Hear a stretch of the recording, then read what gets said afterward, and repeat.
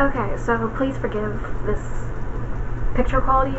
I know in theory how to adjust the exposure, but not in practice, at least not on this camera. Anyway, into the video. I am participating in the Reindeer Readathon this December, and I have my TBR here with me today, minus one book, because it is in transit, because it was at a library further away from me, in my library system. It was at a library farther away from me than what I wanted to travel, so I am having it sent to a library closer to me.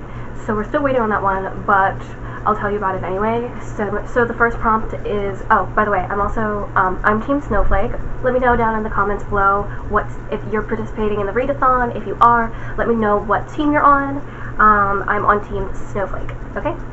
So the first prompt is, Dasher, read a book that is recommended to you on social media. And the book I chose for that is actually the book that I don't have. It is Cleopatra and Frankenstein. I have seen this all over BookTube for quite a while now. I don't think I actually saw a YouTuber recently recommending it. So I don't have like a specific person that recommended this, but it is definitely one that I've seen throughout BookTube for quite a while now, and so that's why I'm reading it. I don't really know what it's about. I believe this is the one that, let me just grab my laptop and I'll tell you. But yeah, this book actually sounds really, really interesting, and I'm really excited to read it because, okay, we have the chapters explore the lives of Cleo, Frank, and an unforgettable cast of their closest friends and family as they grow up and grow older. There's Cleo's best friend struggling to embrace his gender queerness in the wake of Cleo's marriage, or Frank's financially dependent sister arranging sugar daddy dates to support herself after being cut off. And then also Cleo and Frank as they discover the trials of marriage and mental illness. But yeah, it's supposed to be painfully relatable, etc. And I don't think I've ever seen a book quite like this, or read a book quite like this, so I'm very, very interested to read it and see how it is. But yeah, so that's the first book. And then Dancer, read a book from a genre that you feel matches your favorite music genre. And so my favorite music genre, the way that I thought about this, I didn't do it in terms of like, oh, I'm a pop girly and that's it, because I wanted something a little bit more narrow and a little bit more like true to me. And so what I did instead is, okay, so I was like, okay, pop, yes, so it's got to be something fantasy. Well, at least the readathon said pop was fantasy, and I'm just going with that. I know someone else did this readathon and was like, pop doesn't feel like fantasy to them, pop feels more like romance to them, so then they did a romantic book. But I'm going with pop equal fantasy, and then also a lot of my favorite songs to listen to are sapphic in nature, given the fact that I am a lesbian. And then also I like a lot of the more like darker, like the dark pop vibes. I love those songs like Faye, Dove Cameron's Alchemical. There's other ones, I just can't think of them off the top of my head. So the book that I chose for that is Malice by Heather Walter. This book, why did I close this? I believe this book I'm also using for another prompt, for the bonus, one of the bonus prompts. Let me see. Yes, okay. And so this book I'm also using for the prompt Christmas Elf, which is a book that has been on your shelf for a long time, and this book I have been meaning to read since summer 2023, so it's definitely been on there quite a while. This book is a sapphic retelling of Sleeping Beauty. I don't really know much else about it, but it's giving a very dark gothic type of vibe, and so I'm very interested in reading this, finally. It's also a lot longer than I expected. A lot of these books, I definitely like screwed myself in this challenge because just about every single book is thick. there is only one book over 500 pages, but everything else is like 400 some pages, so we're gonna see how that goes. And then we have Prancer, read a book where the synopsis mentions a named special event / date. As soon as I saw this prompt, I knew exactly which book I wanted to do, and it is Holly Jolly Diwali by Sonia Lally? I'm not sure. Okay, so basically, this girl, she's 29 years old, her name is Nikki. She's always made very practical decisions. She loves music and art, but she gets a job as an analyst for the stability. She's always dated guys that were good on paper, not guys that actually like gave her butterflies or anything like that. And then she goes to her friend Daya's wedding, and she arrives in India just in time to celebrate Diwali, the festival of lights, where she meets London musician Samir. Maybe it's the splendor of Mumbai or the magic of the holiday season, but Nikki is immediately drawn to Sam. And then, so they like meet at the wedding, they're being flirtatious, and then they have and then there's like a group honeymoon situation, where Nikki and Sam join Daya and her husband, and their friends on a group honeymoon, and, you know, just like your classic love story, where she then has to decide, does she want to keep living her like very practical life, or does she want to do something else. And then we have Vixen, read a book you didn't buy, and this one also does not fit a bonus prompt, and I'm going with Catalina by Carla Cornejo Villavicencio. I'm sorry, that was a very rough pronunciation. This book I actually got from the library on the whim. Pretty much all the books I got is from the library, so technically they all could fit under this prompt, but I'm using this book for that prompt because I actually got this out of the library on a whim. Before I had decided to do this readathon, I had gone to the library to get some like horror books because I hadn't read one in a while and I really wanted to read one. And then while I did get some horror books, one of which is going to be in this video, while I was looking, I found this, which sounded really interesting. Okay, yeah, so this book sounds like it's going to be really, really good. This girl, she has been attending Harvard, and she's in her last year at Harvard, and we kind of follow her journey through her last year at Harvard. She's undocumented. Well, I don't know if she's undocumented. I think so.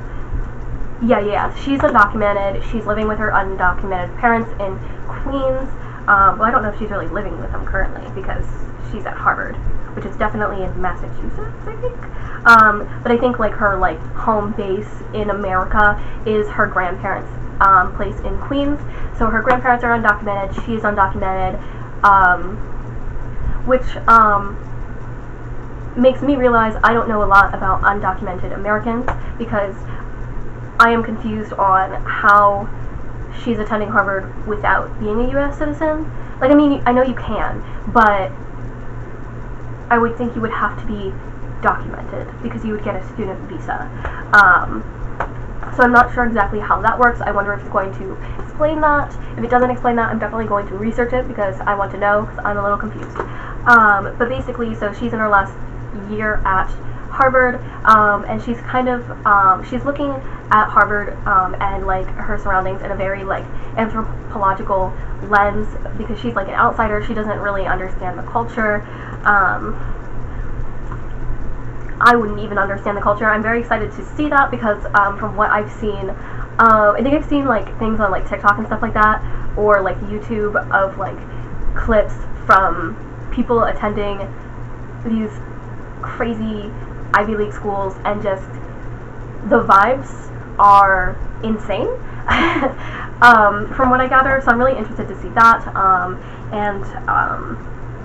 She finds herself drawn to Catalina is the name of the main character. She finds herself drawn to a fellow student who's an actual budding anthropologist. Catalina herself doesn't really know what she's going to do post-graduation because there's not a lot of options for an undocumented person in terms of jobs, so she's not really sure what she's going to do.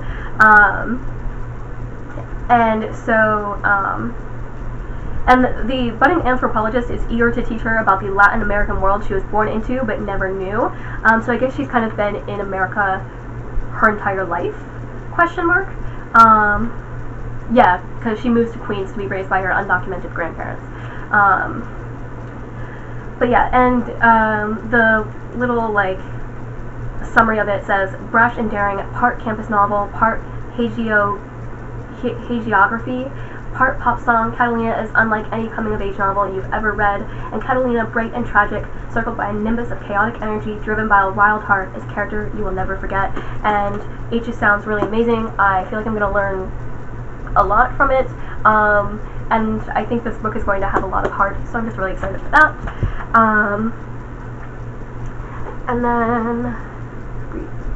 And then the next prompt is, comment, read a book that ends on the last digit of the day of your birth. This was a hard one, and this one I don't have a physical book of. Hold on. But yeah, this one I don't have a physical copy of because it is my, I'm using this for the bonus prompt of, like, it being an ebook. Oh, it picks up where I left off. This is a book that I started reading in summer of 2023, I think. Or maybe it was winter of last year. I don't really remember, but I started reading this a very long time ago, and then my loan expired before I got to finish it, and so then, yeah, I didn't get to finish it. It's called Ander and Santi We're Here by Johnny Garza Villa. So Ander is taking a gap year, and he is an artist. He does a lot of murals and stuff like that, and then, did I say he? I am so sorry. It very clearly says they. But yeah, Ander they do a lot of murals and stuff like that, and they're taking a gap year, and then Santiago is the hot new waiter. Through Santi's eyes, Ander starts to understand who they are and want to be as an artist, and Ander becomes Santi's first step toward making Santos Visa and the United States feel like home, until ICE agents come for Santi. So yeah, that's kind of the gist of what this book is. I was really liking it when I was first reading it. I just didn't get very far into it before my library load expired. So that's for the prompt comment, and for the bonus prompt, Christmas lights. The next prompt is Cupid, read a book from an author that you have already given 5 stars, and the book I chose for this is Graveyard Shift by M.L. Rio. I've heard a lot of mixed things about this. Really, I think the only review of it I actually watched was the review by Jan. She's kind of in a very similar boat to me, where she read We Were Villains, and she was like, I don't really understand this, because there's a lot of references to that with like Shakespeare and stuff like that. I did give We Were Villains 5 stars, mostly because I really, really wanted to love it, and so I think now if I were rating it today, I wouldn't rate it so highly, just because I really, truly don't get the hype with that book. Like, it was okay, but I don't know, there was a lot of it that I think I didn't get or understand, because there's a lot of, like, Shakespeare. There's a lot of Shakespeare wrapped into that book, because the author is, she holds an MA in Shakespeare Studies from King's College London and Shakespeare's Globe, and a PhD in English from the University of Maryland, so she's, like, way above my understanding of, like, anything Shakespeare or English related. But I was really excited about this book. In Jan's review, she said that it was like, yes, it's like the Graveyard Shift or whatever, and she said there's like something to do with like insomnia in this book, like there's like some kind of like metaphor or allegory with insomnia or something like that in this book, a theme she didn't really pick up on, but she knows it's there from talking to other people, or maybe it's in the summary, I'm not really sure. No, I don't think it's in the summary, but from talking to other people, that's like a theme in this book. She doesn't really get it. I'm wondering if I'm going to get it. I'm really excited to read it, and I'm glad this book is short, because very few of these books are short. And this one I don't think is attached to a prompt either, a bonus prompt either. Yeah, no, it's not.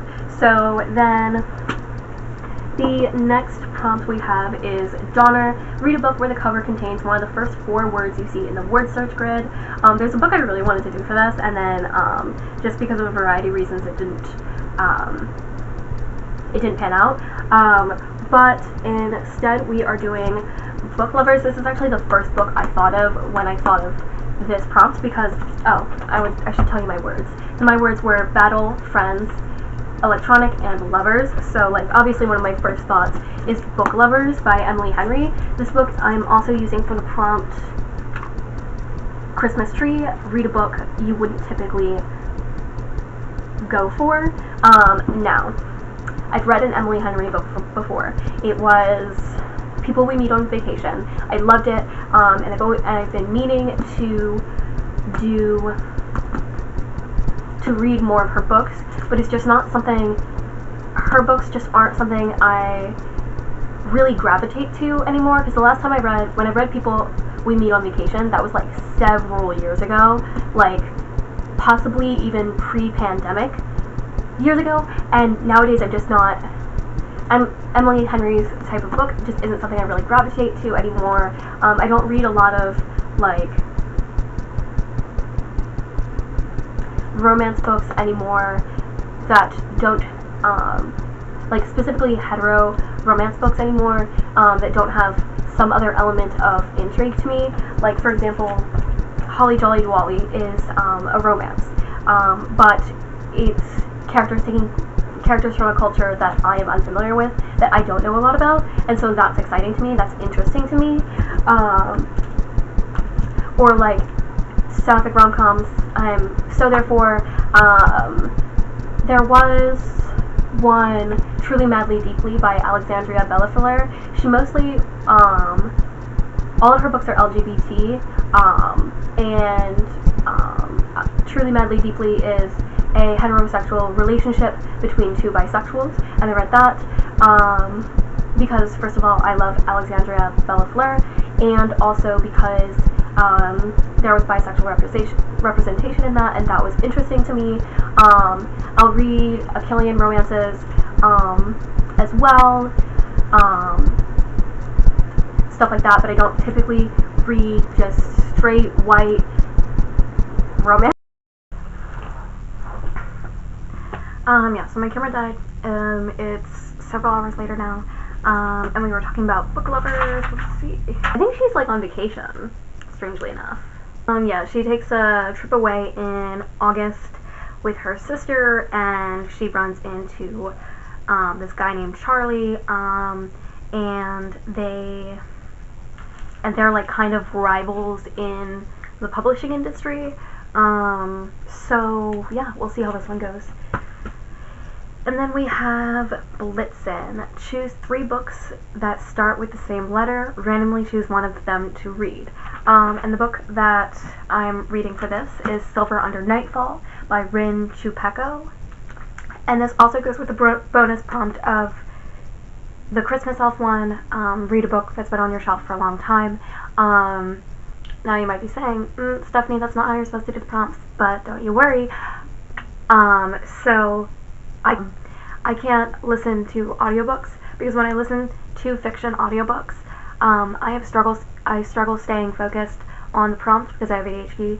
On the prompt, I struggle to stay focused on the story that I'm listening to, and then I don't know what's going on, and that's because I have ADHD. So I have to double up one of my bonus prompts. But yeah, so this has been on my TBR for a long time, just as long as Malice has been, actually. These were both books that I think I had actually, yeah, okay, so they were both a part of the same video I did back in summer 2023, where I picked random prompts from like a TBR jar, but it wasn't a TBR jar because I didn't have a jar. Instead it was like a Tupperware container. But yeah, and so this was another one of those books that I decided to read. Decided I was going to read, but then I never completed the prompts or whatever, and then I never got around to this, but it's been sitting there for quite a while, and now it's finally happening. I don't know much about this other than it's vampires and kingdoms are involved, and I think it's a romance, question mark, I don't know. But yeah, so we'll see how this goes. Okay, and then we have Rudolph Read a Debut Novel. This one was challenging, because here's the thing, reading a debut novel was not the most challenging part. The most challenging part was, after all those prompts, I still needed a book that was over 500 pages, to get the bonus points for Christmas Star, which is read a book over 500 pages, and the challenge it was to find a book over 500 pages, and the cruel irony of this is I am currently in November reading a book over 500 pages that is also a debut novel. The cruel irony. But anyway, so it took me forever. I had to go onto Storygraph and figure out how to actually use the search engine, which I did, which is fantastic, because then I was looking at all books in the historical or fantasy genre over 500 pages, because I think those books are the books that I tend to really enjoy when they are 500 page books. Like, those are the ones that I'm most likely to enjoy. And I ended up finding this, Curious Tides by Pascal Lascelles. This one, I believe it's got dark academia vibes. Okay, so they're at college, a prestigious college for lunar magics. She has healing abilities, but they've always been mediocre. And then a bunch of her classmates dies, and she's the only survivor. And now she's plagued with a strange, impossible power that no healer should possess. And then some of the classmates start showing up alive, and then they die a violent death again. And so then she has to kind of, like, I guess, figure out why they're dying. Like, she's, like, kind of the key to it. But yeah, so this book actually is so pretty. I think I'm mostly excited because it's a pretty cover. And also it takes place in a college, and it's like lunar magics. But yeah, so I'm really excited for this. And then for the bonus prompt of slaying it, I'm kind of going to leave that one up in the air. Just because it is, like, it's the bonus of the bonus. Because if you're not familiar with the Reindeer Readathon, basically that prompt is, if you complete all the other prompts, slaying it, you get to redo a prompt. So you have to redo a mashup of a regular prompt and a bonus prompt, and then you would have completed the challenge type of vibe. And so I'm leaving that one up in the air. We'll see what I end up reading. And there's one other book that I want to read in December, but I am going to be prioritizing this stack, which is devastating, because I remembered last night that I wanted to finally read Carol, or The Price of Salt, whichever you know it by Patricia Highsmith, because that has been on my list for, like, many Christmases, like, in a row. And every single time I don't manage to read it. There was one time where I did read, like, half of it, but I think it was, like, in the middle of summer, and I hated the fact that I was reading it in the middle of summer, you know what I mean? And so then I had to put it down. So I want to get that one in. I don't know if I will, just because of timing. I'm going to put it on hold at my library, because if I'm going to read it, I want it to be in ebook form for some reason. And so and right now it's checked out, so I think I might put it on hold at the library, so that way, if it does come in, then maybe I'll have some time to read it in between reading these physical books, or while I'm reading these physical books. Yeah, so that is my December TBR / my Reindeer Readathon TBR. Again, let me know down in the comments below, are you participating in Reindeerathon? And if you are, what is your team? Yeah. But yeah, so that's it.